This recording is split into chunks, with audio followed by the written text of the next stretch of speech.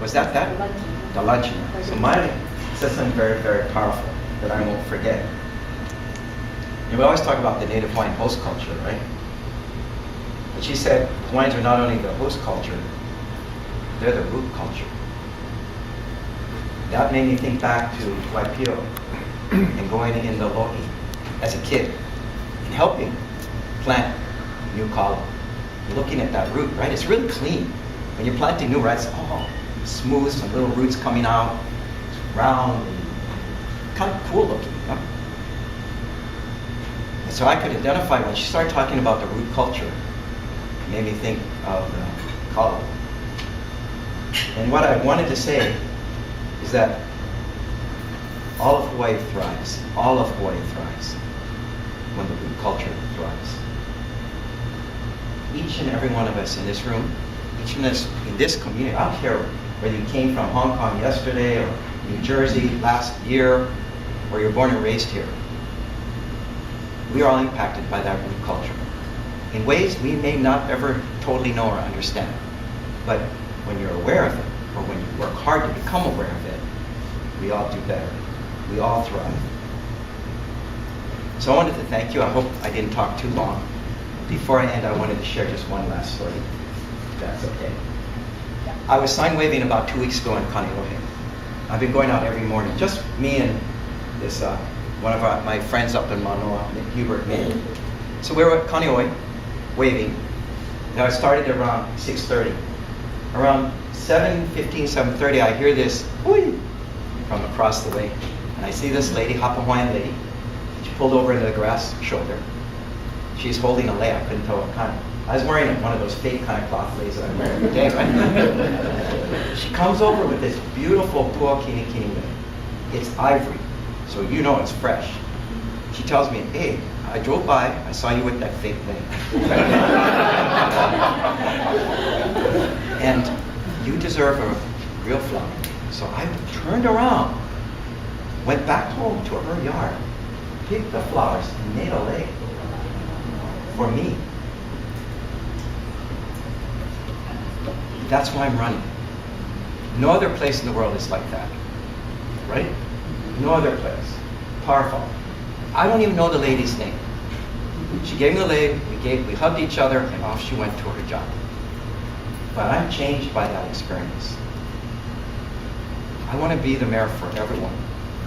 I want to carry those kind of stories with me and do the right things every day and make a difference in your lives. So I just want to thank you so much.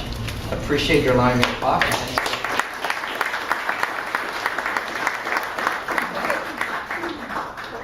We're going to open up for a few questions. If you would be so No kind. problem. No. Yes. I love what you said. Thank you, Kirk. Thanks. One of the things that's interesting is in a lot of the county cabinets, Hawaiians seem to be very underrepresented. We represent about 20% of the population, but yet, there's normally no more than 2 or 3 of us. If you are elected, We'll put you in the culture and arts. That's what Hawaiians always are, right? I'm being sarcastic here, sorry. No, I mean, if you're elected, can we see better representation of our Hawaiians in your cabinet? Yes. I want to make my cabinet reflect the people of this island. And so that means a real balance. And the balance isn't there. Wasn't there when I was in the city. And I mean in meaningful jobs. I kind of facetiously say culture and arts because, we'll put the Native Hawaiian in the culture and arts because they know music and art and all that. Look around this room. So many of you strong and powerful business people. So in meaningful positions, my cabinet, yes. But the other thing is I also want my cabinet to reflect a younger age group. So many people today, I mean the old timers, and I'm going to be 60 in September, been hanging on a long time.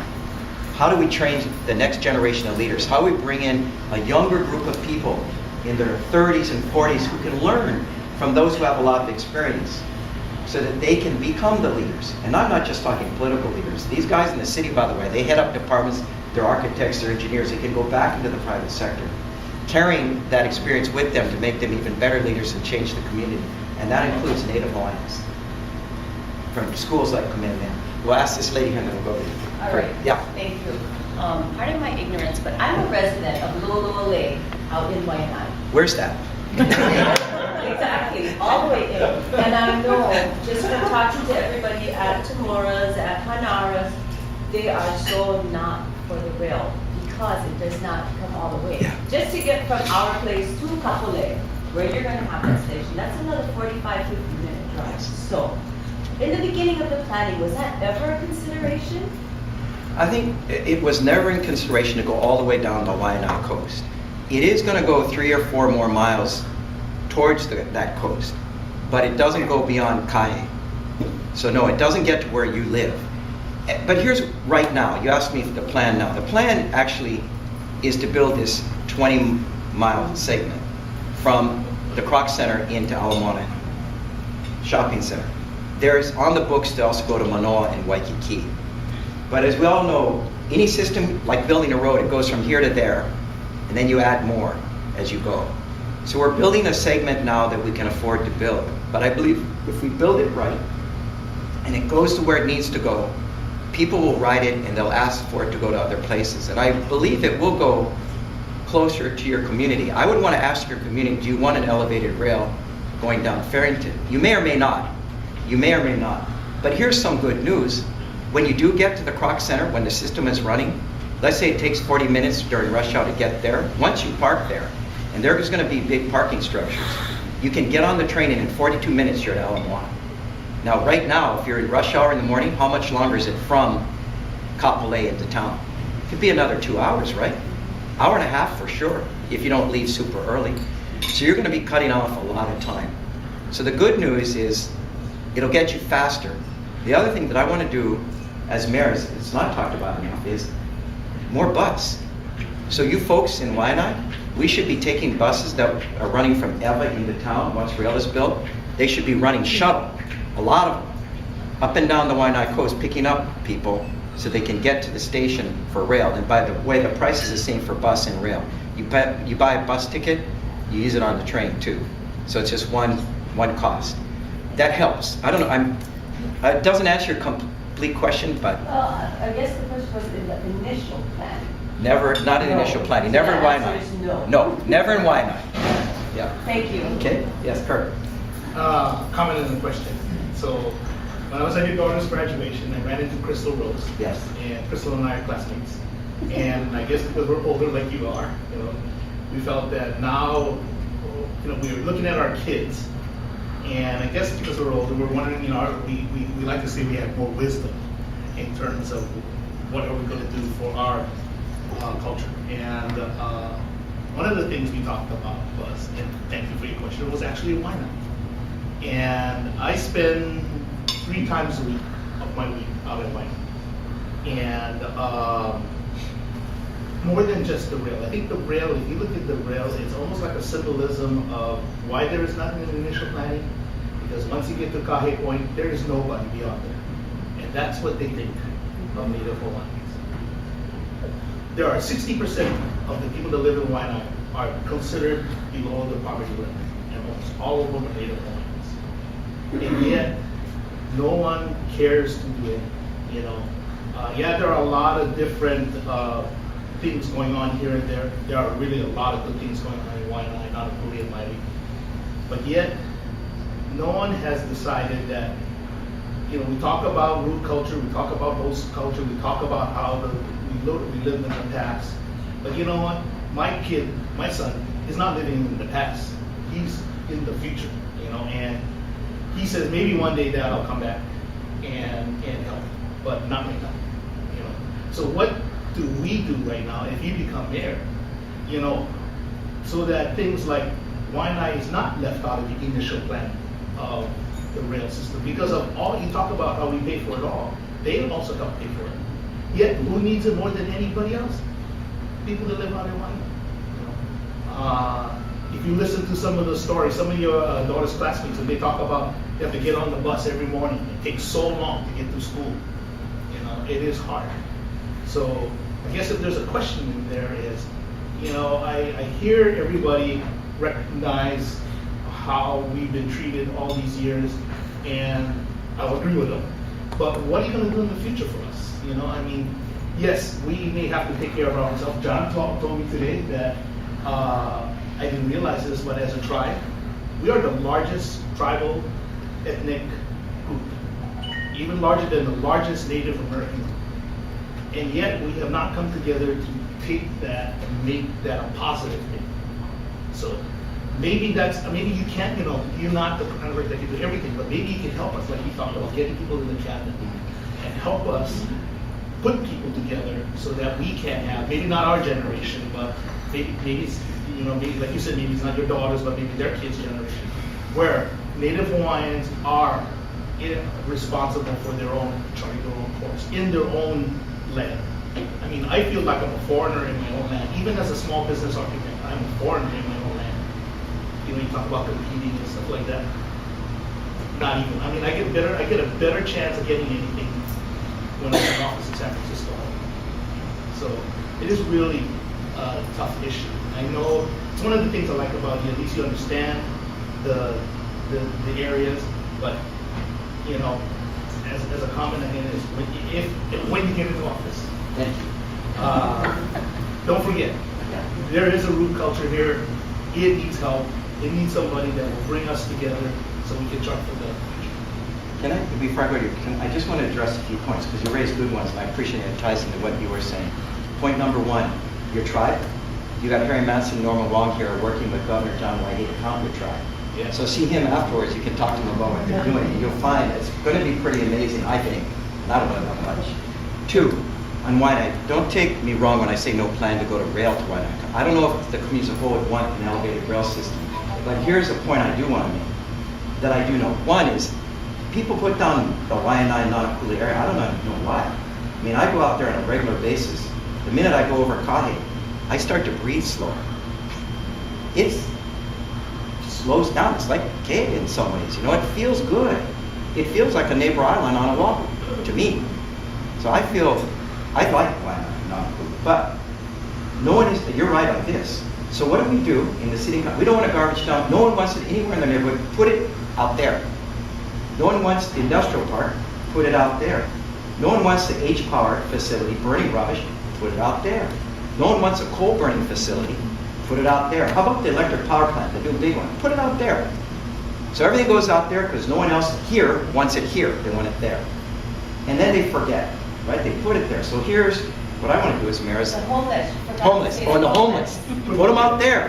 That's right. We don't want them in Waikiki. Put them out there. Put them in Keao. Yeah. Then move them from Keao and they can move back to the other beach parks. So just keep moving around all over Waianae. So, as mayor, this is what I think, this is what I want to do, this is what I work to do. Second access road. You guys want what? You live in Waianae. Second access road. How about underground and utilities? Because every time there's strong winds, the pole blows down, you're stuck. And that's something from a health and safety point of view, doing that. How about a new regional park or district park? You don't have a pool, you don't have a football field, baseball diamond. Manoa has one. Huh? You have a new library? Oh yeah, we got a new library too. I worked to help get that one. But the point is, Waianae needs a community benefits package, and not money, any kind of money, oh here's a little bit. A true benefits package, because you take a lot of burden. You live in Waianae. I don't know who else. Huh? Lu'ulu'ulei. That's right. You live in Lu'ulu. You take this burden, and there should be a give back from the rest of the community in terms of making sure that issues and problems you have in your community are addressed. And I promise you I'll work on that. I promise you, you can, Lu'ulu'ulei resident, come kick my butt if I don't. And bring George Paris along with you. So, anyway. Yeah. Huh? Or bring Bill Isla, too. Yeah. He'll do it in a softer way. But anyway, yes. Okay. With the rail, one of the things that the county has not done, and I would ask that you as a mayor hopefully incorporate that when you become mayor, is I went to go see Carrie Okinawa and Faith Miyamoto. You talk about paid cultural monitoring. And they told me it wasn't a line item in their budget and therefore they could not add it in. And yet, my ex-husband works for Ernie Martin, so I know what was spent on, PR and all those other things. But it's just the not recognizing importance of having a true cultural perspective within any planning within the city. Any planning within the city. And they always say, well, cultural monitoring must come under an archaeological firm. Well, that doesn't work because the archaeological firm wants to get the money for this development. They normally will not, it's just same thing happened with Havea, and that's why I brought that up. So, you know, I would like to see when you become mayor, that becomes a real issue that is addressed, that the Hawaiian perspective is taken into account in a meaningful fashion and not just by volunteers. Well, if you want, well, come down and you can help. You're paying hundreds and hundreds of thousands of dollars to the archaeological firm for just standing around and looking at the pit being done. But yet, there's not a penny that goes for us who are practitioners who want to go in there and protect our kupuna to even be around the site. And so that's a kind of a thing. And I also have another one if you want. God, I will work on that. Okay. Because I do believe it is, remember I talked process. Mm-hmm. Process is as important as action. It's the listening, the paying attention, who walked on the land before we did, what happened there, and how do we preserve it, honor it, respect it, and the people who were there. So I hear what you're saying. And before I left, I was trying to put together a group to advise on the EV Kupuna because I got that big lecture, right? And I started to learn, man, we got to do a lot better than what we're doing. Now I think that all stopped after I left, but I definitely, not only for rail, but other major projects, Exactly. sewer, or any other major construction Any other. project by the city. I agree with that. Second question. The second question, real fast. Real fast, Carol. Caliva Beach Park, what's up with that? No need to comment, just remember when you're mayor. Yeah, I agree. Okay? All right. Everybody has a point.